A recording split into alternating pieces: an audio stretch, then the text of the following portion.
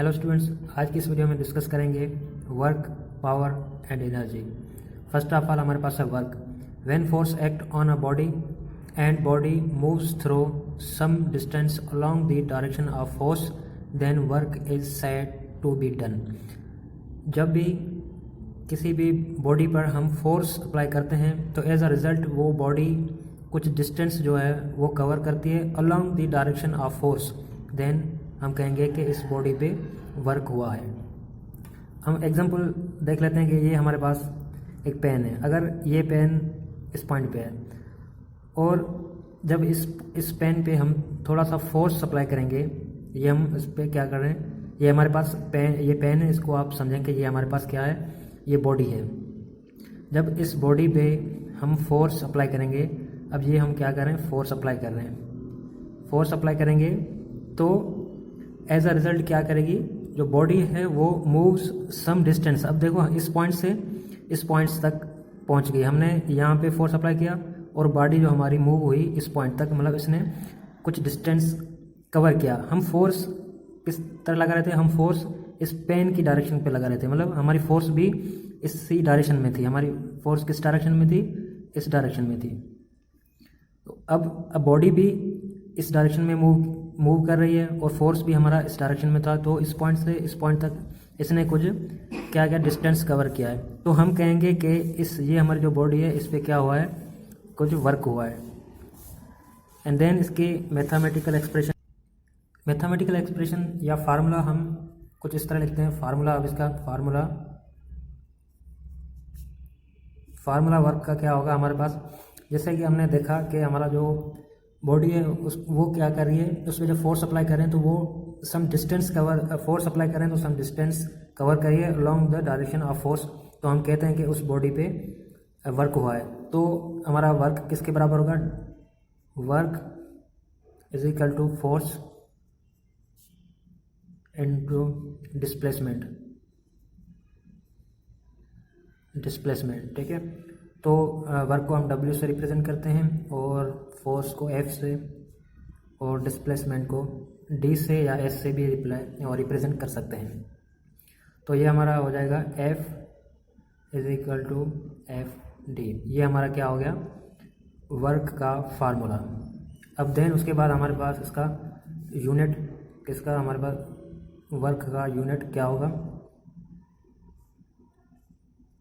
Unit जो है हम इस फार्मूले से ड्राइव करते हैं। अब ये हम फार्मूला पहले लिखेंगे। तो इस फार्मूले में हमारे पास आएगा, जैसे कि हमारे पास W is equal to FD। अब जो W इज इक्वल टू, ये फोर्स है, फोर्स का हमारे पास यूनिट क्या होता है, फोर्स का होता है न्यूटन, और ये हमारा पास है डिस्प्लेसमेंट, तो इसका होगा मीटर। और आपको पता है कि न्यूटन मीटर किसके बराबर होता है, न्यूटन मीटर बराबर होता है 1 जूल के।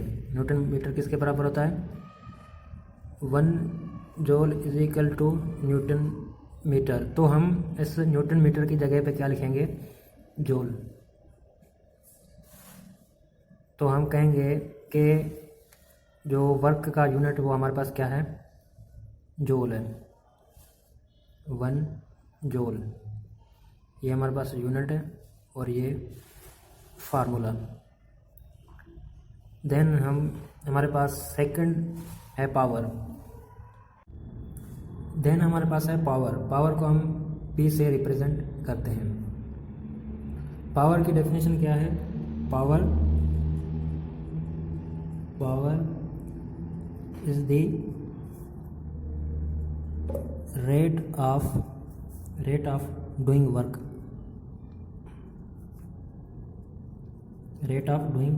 इसे हम कहते हैं पावर। अब ये एग्जांपल ये है कि ये मेरे हाथ में एक पेन है। अब जब इस पेन पे मैं फोर्स अप्लाई करूँगा, मतलब इस पेन पे मैंने ये फोर्स अप्लाई किया, ठीक। अब इस पेन पे जब मैंने फोर्स अप्लाई किया तो एज अ रिज़ल्ट ये वर्क करेगी यहाँ तक।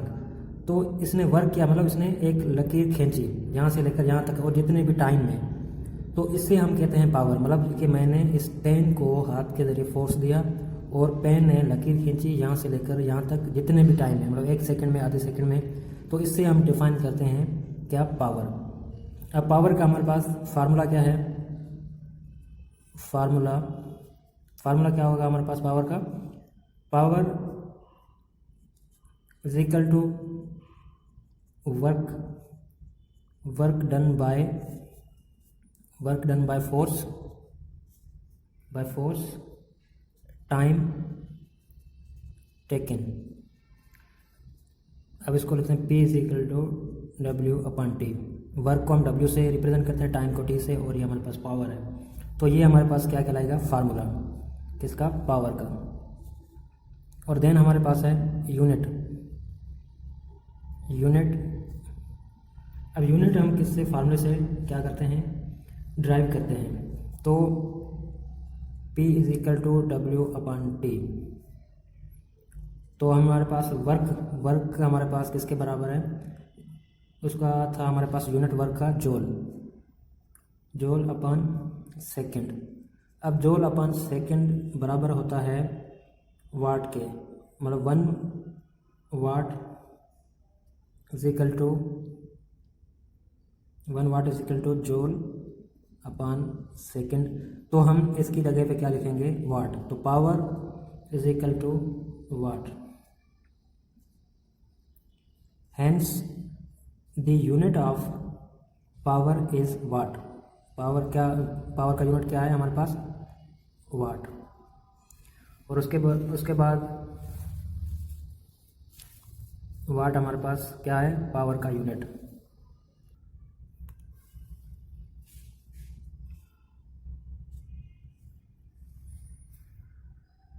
देन हमारे पास है एनर्जी को हम किस तरह डिफाइन करते हैं, the capability of doing work. काम करने की सलाहियत को हम क्या कहते हैं, एनर्जी। अब इसका एग्जांपल मैं कुछ इस तरह दे सकता हूँ कि ये आप मान लें कि हमारे पास एक बॉल है। अब इस बॉल पे जब मैं फोर्स अप्लाई करूँगा तो ये बॉल क्या करेगा, मूव करेगा।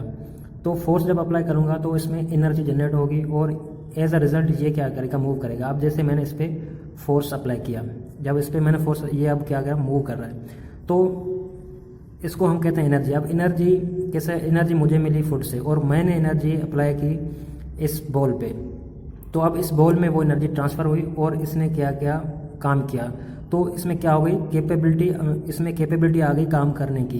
तो उसे हम कहेंगे the capability of doing work is called energy. तो इसमें वो एनर्जी आई, वो कैपेबिलिटी आई, तो इसने काम किया, तो इसे हम कहते हैं एनर्जी। अब एनर्जी का फार्मूला हमारे पास कोई स्पेसिफिक फार्मूला नहीं है, क्योंकि हमारे पास एनर्जी के बहुत सारे फॉर्म्स हैं। जैसे कि हमारे पास पोटेंशियल एनर्जी है, पोटेंशियल एनर्जी का फार्मूला हमारे पास है mgh। देन हमारे पास काइनेटिक एनर्जी है, उसका फार्मूला है हमारे पास 1/2 mv²। इसी तरह और भी एनर्जी के फॉर्म्स हैं, उसी तरह हम क्या कर रहे हैं, उसका फार्मूला उसी तरह उस पर अप्लाई करते हैं। और उसके बाद इसका एनर्जी का यूनिट है स्पेसिफिक, जिससे हम कहते हैं जूल। एनर्जी का यूनिट कौन क्या है हमारे पास, जूल है एनर्जी का यूनिट। एनर्जी का यूनिट जूल है। एनर्जी का यूनिट और वर्क का यूनिट सेम है। और अगर आपको कोई MCQs मिले कि एनर्जी का यूनिट क्या है और वर्क का यूनिट क्या है, तो अगर ऐसे आ जाए कि joule is the unit of, मतलब नीचे ऑप्शंस आए, एनर्जी आए, वर्क आए, बोथ ऑफ दिस आए या नन ऑफ दिस आए, तो आपने टिक करना है both of this. Joule energy का यूनिट है और वर्क का भी यूनिट है। उम्मीद है कि ये वीडियो आपको पसंद आई होगी। अगर आपको कोई भी कन्फ्यूजन है तो आप कमेंट्स में बताएं। उसके साथ साथ अपना बहुत बहुत ख्याल रखें। मिलते हैं नेक्स्ट वीडियो में। Thank you.